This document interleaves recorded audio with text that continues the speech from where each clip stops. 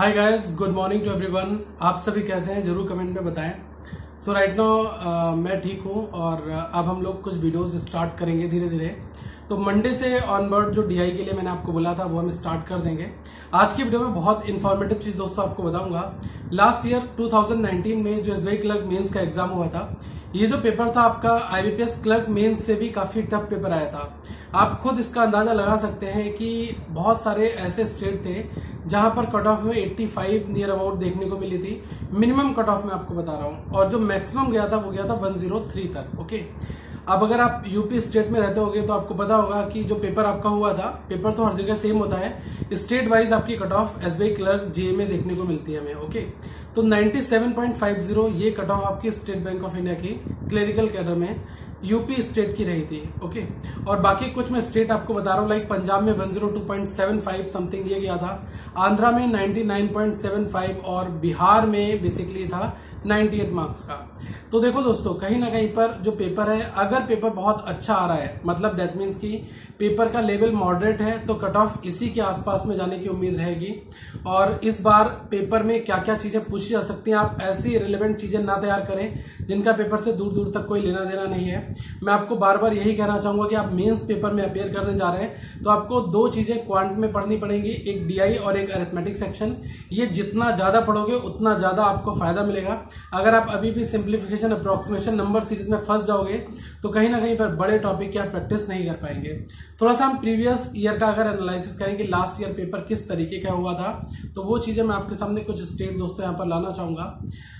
मैं आपको system window से ओपन करके ही दिखाऊंगा। लास्ट ईयर जो पेपर था इसमें लगभग कहीं ना कहीं जाए लोगों के जो अटेम्प्ट थे वो 105, 108, 1010, 1015 तक मैक्सिमम यहाँ तक लोग जा पाए थे। अगर कोई ऐसा बंदा, रेयरली आपको मिलेगा जो कह देगा यार मैं 135, 138, 140 कर आया हूँ, बहुत रेयरली होंगे। लेकिन अगर मैं प्रेजेंट सिनेरियो में बात करूं, ये पेपर अगर लास्ट ईयर जैसा इस बार आ जाएगा तब कहीं ना कहीं पर इतने ही आसपास में अटेम्प्ट बन पाएंगे। क्योंकि इसका रीजन मैं आपको बता दूं, एक तो जीए जो है वो काफी ज्यादा अच्छा पूछा जाता है एसबीआई में। तो आप अगर जीए की तैयारी भी कर रहे हैं, देखो राइट नाउ ये मई खत्म होने वाला है, जून में कोई पेपर होने की उम्मीद नहीं लग रही है। ओके, तो कहीं ना कहीं पर अगर कुछ सिग्नल मिलते हैं तो जुलाई के एंड तक में या जुलाई में पेपर के कुछ चांसेस बन सकते हैं। क्योंकि अभी आपने देखा कि इॉन ने, जो टीसीएस इॉन है, इसने अपनी प्रेस रिलीज करके बताया कि हम सोशल डिस्टेंसिंग नॉर्म्स के साथ में एग्जामिनेशन कंडक्ट कराने का प्रपोजल लेकर आए हैं और हम ये पैरामीटर को फॉलो करेंगे जो इनका एसडी नॉर्म्स हैं, उस सोशल डिस्टेंसिंग नॉर्म्स के साथ में एग्जाम कंडक्ट कराएंगे। तो कहीं ना कहीं पर अगर हम ये मान के चलें कि अगर पेपर आपका जुलाई के बाद अगस्त में समथिंग होता है, मेरी प्रेडिक्शन है ये कि अगर पेपर आपका अगस्त में होता है तो आपको इससे 6 महीने पहले करना है। अगर आपका पेपर जुलाई में होता है तो इससे आपको 6 महीने पहले तक का जीए पढ़ना पड़ेगा। ओके, लास्ट ईयर भी जिन लोगों ने जीए में बहुत अच्छे नंबर लाए उनका फाइनल सिलेक्शन हो गया, और इस बार भी अगर आपको फाइनल सिलेक्शन लेना है तो इसमें 99% जो आपकी उम्मीदें हैं वो आपके जीए पेपर पर ही टिकी होनी चाहिए। तो आप अगर अभी मेरी बात माने तो फेब हो गया मंथ आपका, फेब, मार्च और अप्रैल, मई, जून, ठीक है, ये मंथ आप किसी हालत में मत छोड़ें। अगर आपका जनवरी नहीं कर पा रहे हैं कोई बात नहीं, इसको साइड में रख दो, लेकिन आप फेब से पूरा कंप्लीट जीए पढ़ना स्टार्ट कर दो। किसी भी वेबसाइट से जाओ, उसका मंथली डाउनलोड करो और पढ़ना स्टार्ट रखो। उनके छोटे छोटे इजी नोट्स बनाओ और उनसे आप करंट अफेयर्स को पढ़ो। ओके, लास्ट ईयर का जो पेपर था इसमें मैं आपको बता दूं कि जो मैथ सेक्शन था इसमें लगभग 20 मार्क्स के नियर अबाउट डीआई आई थी और बाकी लगभग 15-18 नंबर आपका अरिथमेटिक प्रॉब्लम्स पूछा गया था। तो आप ये खुद सोच सकते हैं कि लगभग 40 नंबर, 35 नंबर हमारा क्वांट में इन्हीं दो जगह से हो जाता है। बाकी आपका डेटा सफिशिएंसी था और एक आपका 4 to 5 मार्क्स का जो है number series kind of question बना था। ओके, तो आपको भी इस बार इसी टाइप की स्ट्रेटजी को फॉलो करना है कि भाई डीआई मैक्सिमम बनाकर आनी है, अरिथमेटिक क्वेश्चंस बनाने हैं। कहीं ना कहीं पर आप टारगेट ये लेकर चलो कि मैथ्स में आप 50 नंबर का जो टोटल है इसमें से कहीं ना कहीं पर लगभग 28, 32, 35 तक आप बना पाए। ओके, अगर आपकी मैथ्स बहुत अच्छी है तो कहीं ना कहीं पर आप इस स्कोर को अचीव कर सकते हैं। बस दोस्तों, इन दिनों में आपको प्रैक्टिस बहुत करनी है, क्योंकि आप ये मान के चलें कि प्री का रिजल्ट आउट होने के बाद मेंस के एग्जामिनेशन में ज्यादा समय नहीं बचेगा। ओके, और जैसे कि अभी धीरे धीरे सिग्नल मिल रहे हैं तो सब कुछ चीजें जो पोस्ट लॉकडाउन पीरियड होगा इसके बाद में काफी कुछ चीजें चेंजेस होंगी और हमें इसी दौरान, इसी कोरोना पैंडेमिक के बीच में ही हमें अपने एग्जामिनेशन में अपीयर होना पड़ेगा। लेकिन बहुत सारी गाइडलाइंस आएंगे, बहुत कुछ चेंजेस भी होंगे। आप ऐसा मत माने कि एक स्टेट से दूसरे स्टेट में पेपर देने जाना पड़ेगा, बहुत ज्यादा हैसल होगा, तो ऐसा कुछ नहीं है। अभी आने वाले दिनों में आप खुद देखेंगे काफी गाइडलाइंस आएंगे और इसके हिसाब से आपका पेपर कंडक्ट कराया जाएगा। ठीक है, तो मैंने आपको जैसा बताया कि क्वांट में आपका DI, data sufficiency, number series हो गया, अरिथमेटिक हो गया, ये आपके पेपर का पार्ट है थे। और अरिथमेटिक के गिने चुने 6 टॉपिक मैं बता रहा हूं, इनको आप ढंग से कर लो। एक आप कर लो परसेंटेज, क्योंकि रिलेटेड टॉपिक है, हर एक जगह यूज होता है। फिर आपका time and work, SICI, profit loss, ये हो गया। एजेस के कुछ क्वेश्चन पूछे जाते हैं और आपके कुछ क्वेश्चन जो है टाइम, स्पीड, डिस्टेंस के होते हैं। तो आप इस टॉपिक को करके जाएं, आप वहां पर काफी हद तक क्वेश्चंस को दोस्तों अटेम्प्ट कर पाएंगे। ओके, बाकी बात आप करेंगे हम थोड़ा सा रीजनिंग सेक्शन की। तो देखो, रीजनिंग सेक्शन में आप सभी को पता है कि जो आपका पजल और सिटिंग अरेंजमेंट, इसका वेटेज काफी ज्यादा रहता है।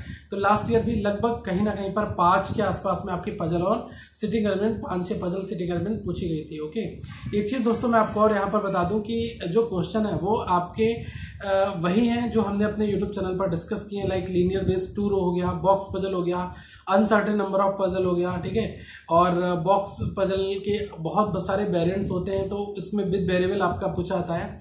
तो आपने अगर हमारे पजल सेक्शन को नहीं देखा होगा, पिछले जनवरी से लेकर अभी तक के जितने भी हमने वीडियोस अपलोड किए, आप प्लेलिस्ट में जाएं और चैनल पर आप होम पेज पर ही आपको वीडियो दिख जाएंगे।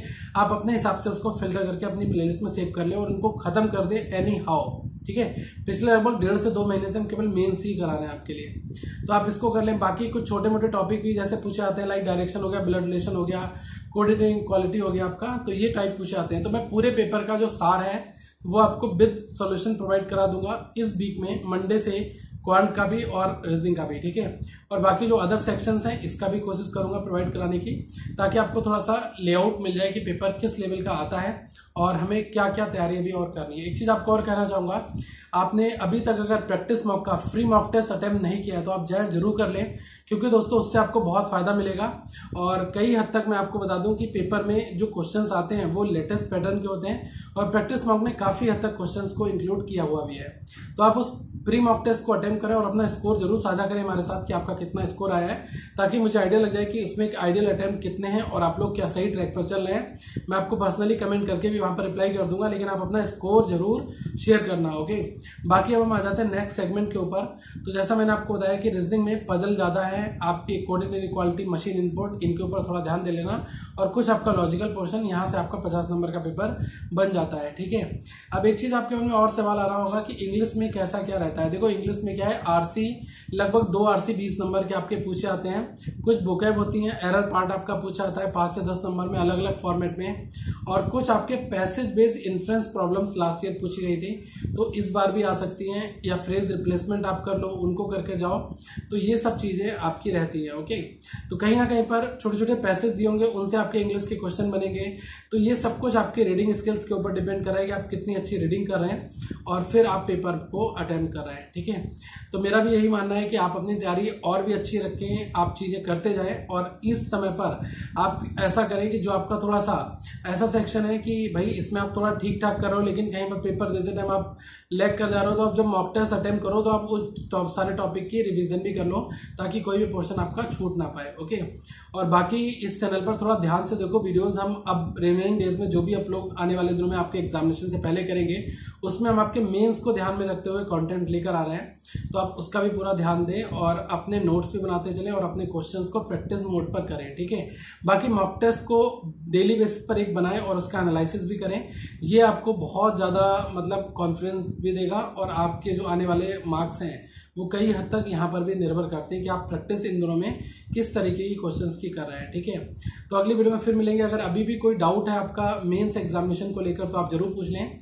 एक बार मैं आपको रिवीजन के तौर पर कट ऑफ बता दूं कि लास्ट ईयर कितनी कितनी कट ऑफ थी। पंजाब की 102.75, आंध्र प्रदेश की 99.75 थी, एसबीआई क्लर्क की बता रहा हूं मैं आपको, बिहार में 98 था, और झारखंड में 97.50, हरियाणा में 103.25 था जो कि हाईएस्ट था, यूपी में 97.50 था, दिल्ली में 99.75 था, मध्य प्रदेश में 94.75 और राजस्थान में आपका था 97, उत्तराखंड में 96.50, वेस्ट बंगाल के जो कैंडिडेट हैं इनके लिए कट ऑफ रखा था लास्ट ईयर 97.25, हिमाचल प्रदेश 101 था, और उड़ीसा में 94.75, छत्तीसगढ़ में आपका था 87.75, महाराष्ट्र में 89.75 था, गुजरात में 91.25, केरला में 96.25, तमिलनाडु में 98 था और असम में 85 हमें देखने को मिला था। ओके, तो ये आपका जो कट ऑफ था ये इस फॉर्मेट में था। तो आप अभी से ये सोचकर चलें